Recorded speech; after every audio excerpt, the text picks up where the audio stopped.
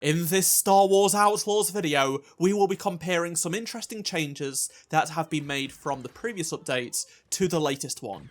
Before we do take a look at these changes though, make sure you do subscribe to this channel so you won't miss any future news updates on Star Wars Outlaws. And today's video is sponsored by Benjamin, who can earn you money from playing games. With games becoming more expensive these days, Benjamin could help you out. The team's goal is to help their users earn at least $100 each month through their app.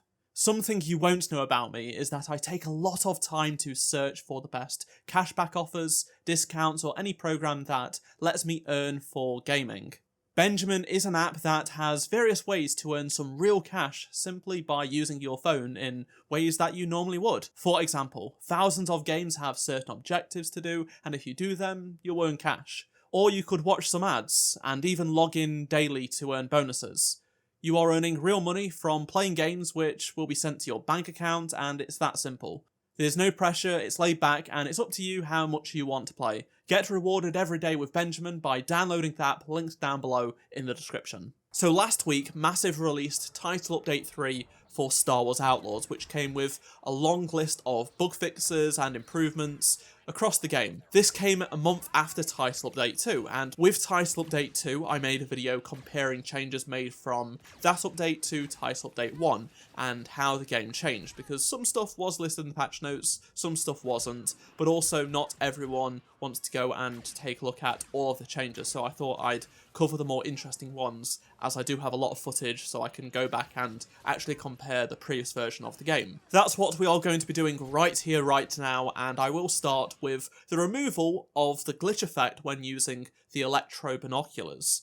Now this glitch effect that you can see here would occur every so often, sometimes maybe too frequently for some people, and it would just annoy them, I'm sure. And for me, I didn't mind it too much. It did annoy me a little bit, but it wasn't completely game-breaking. It didn't put me off using the electro binoculars. That said, they have improved it for those people that did complain. I would have liked to have seen a toggle to turn on or off the glitch effect, just so it is still in the game for preservation purposes, and the fact that it just added to the charm of this game a little bit more. I liked how Kay's equipment isn't perfect, it isn't in great condition, it's janky, and it fits this era of Star Wars, the original trilogy, where stuff is just junk, and it just added a bit more character to it, which I appreciated a lot, even if it did frustrate people. I'm sad to see it go. I just wished it would have been a toggle in the settings, or off by default perhaps. Next up are some much needed improvements to the Wanted system.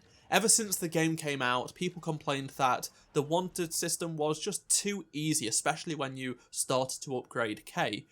So what they've done in this new update is that they've scaled the Wanted difficulty based on progression. So the more you upgrade Kay, the more difficult the Wanted system is. And what I've noticed between patch 2 and 3 is that there are just way more AI, which makes sense. It feels better because there is a lot more going on. You see more troop transports coming after you. I've seen more Imperial shuttles land, bringing in more stormtroopers and officers. Also, they have dramatically increased how many Death Troopers appear at the ISB tent.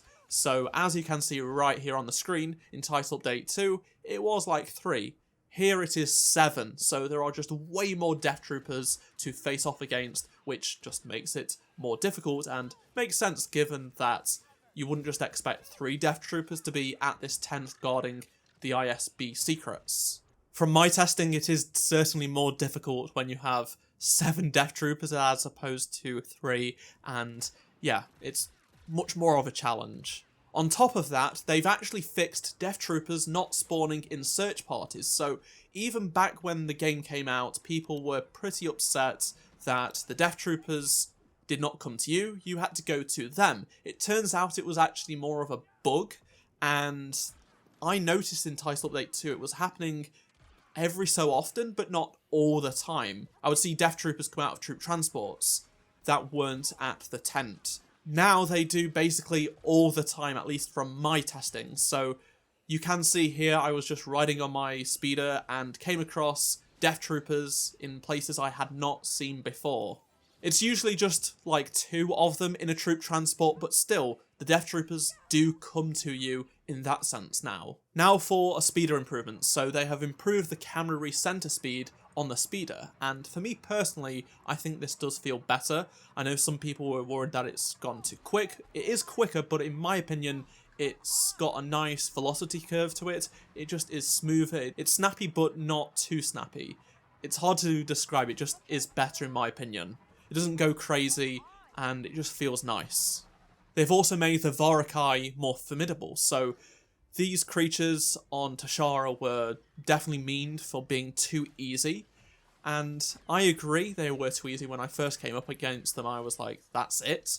However, they have definitely become more lively and are more ferocious. I've got a heavily upgraded case, so they aren't super difficult to take out. They aren't like the Death Troopers. That said, especially if you do stun them, which, of course, that's a great way of taking them down. That said, they have been improved, so they are definitely more challenging in some way. Now, previously, the game had a mark all items as viewed option when you were in the data bank and you had tons of stuff to mark off, with the exclamation marks. Well, that feature has now come to the equipment. That means if you open up your equipment tab and go to your inventory, you will find the right trigger to basically mark all of them as viewed, so you don't have to go individually to all of the quest items and stuff you've picked up and remove that exclamation mark. A few new improvements have come to the photo mode, and what they've done is enable switching between 16:9 and 21:9 aspect ratios within photo mode itself, which is fantastic. Just a real nice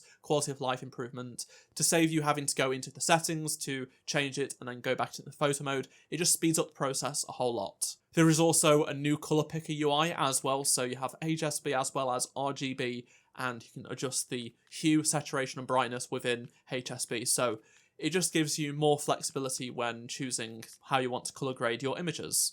Framing the shot exactly how you want just got easier, so camera speed changes now applies to not just the movement of the camera, but also panning. So you could change the camera speed down from 0.1 to 1 and up to 2. So instead of just having one speed for the rotation of the camera, you now can get it to go faster or slower, and that makes making, say, cinematics or just getting the right shots much easier. They've also added some new logos that you can overlay onto your images. So previously we had this Star Wars Outlaws logo, which was the proper neon light one, and it looks great, but some people may just want the standard flat coloured image, and they have done just that. So you can now add a black, white or neon cyan logo onto the screen. They've also added the option to disable UI sounds in photo mode. I know this does annoy some people, so the movement of the camera and zooming in and stuff like that, you can turn those sounds off now. Another camera movement thing they've changed is the ability to split camera inversion from the gameplay camera. So if you want to have the gameplay camera inverted, but not the camera one, you can do just that now, or vice versa. You can just change it off, and it's per axis as well, which gives you even more flexibility. Which of these changes were your favourites? Let me know down in the comment section below, and if you enjoyed this video, please do drop a like to help support it, and subscribe so you don't miss any future videos like this one, and any future news updates on Star Wars Outlaws. If you did miss any of my previous videos, click the playlist on screen right now, and I shall see you in my next video. Goodbye.